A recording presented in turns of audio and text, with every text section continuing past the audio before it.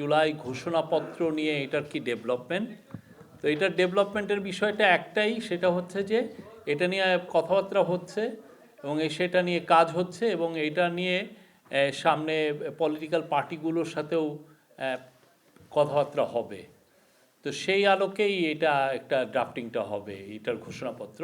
জুলাই ঘোষণাপত্র নিয়ে আমরা বেশ কিছু ফোন কল পেয়েছি যে এটা কদ্দূর, এটা ডেভেলপমেন্ট কি। আমরা শুধুমাত্র এটা বলতে পারি এটা নিয়ে কথাবার্তা হচ্ছে এবং এটা নিয়ে সামনে পলিটিক্যাল পার্টিগুলোর সাথেও কথাবার্তা হবে এই, এবং আমরা আশা করছি যে আপনারা এই বিষয়ে সামনে আরও ডেভেলপমেন্ট দেখবেন।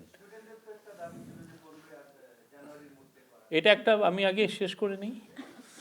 আর একটা হচ্ছে যে আপনারা জানেন যে নভেম্বর মাসে একটা টাস্ক ফোর্স করে দেওয়া হয়েছিল এই সাগর রুনি হত্যাকাণ্ডের আবার নতুন করে ইনভেস্টিগেট করার জন্য। সাগর রুনি আমরা এখানে যারা আছি আমরা সবাই সাংবাদিক, আমাদের ভাই এবং বোন ছিলেন এবং এটা আমাদের মানে খুবই একটা ট্রাজিক একটা অধ্যায় আমাদের সাংবাদিকতার। তো আমরা অনেকে আপনারা জানেন যে এটা নিয়ে আমরা সবাই আন্দোলনে ছিলাম, সবাই রাস্তায় ছিলাম, কেউ এখানে এমন কেউ নাই যে তার বিচার চেয়ে আমরা এখানে পথে দাঁড়িয়েছি। তো সাগর রুনির বিষয়ে আমরা বলতে পারি এটা নিয়ে রিওপেন করা হয়েছে। আবার যাদের অনেকে প্রায় 25-30 জন লোককে আমরা নতুন করে কথাবার্তা বলছি, সবগুলো এভিডেন্সগুলো আবার দেখা হচ্ছে।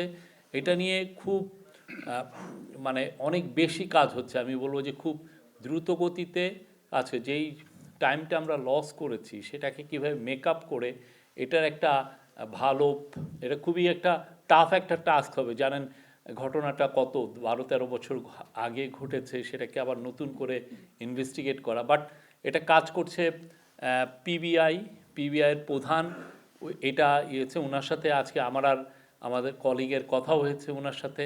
তো আমরা আশা করছি যে এটা নিয়ে ওনারা আরও দ্রুত আরও ভালো কিছু কাজ করতে পারবেন। পিবিআইয়ের একটা বড় জিনিস কি, পিবিআই আপনারা জানেন কিছুদিন আগে ওনারা ইভেন 30 বছর আগের মার্ডারেরও ক্লু ওনারা বের করে ফেলেছেন। এরকম একটা কিছু নিউজ তো আপনারা দেখেছেন। পিবিআইয়ের কিন্তু ওই সক্ষমতাটা আছে। তো আমরা আশা করি দেখি ওনারা কি, এটা খুবই কষ্টসাধ্য বাট ওনারা এটা নিয়ে প্রচুর শ্রম দিচ্ছেন, আমাদেরকে জানিয়েছেন।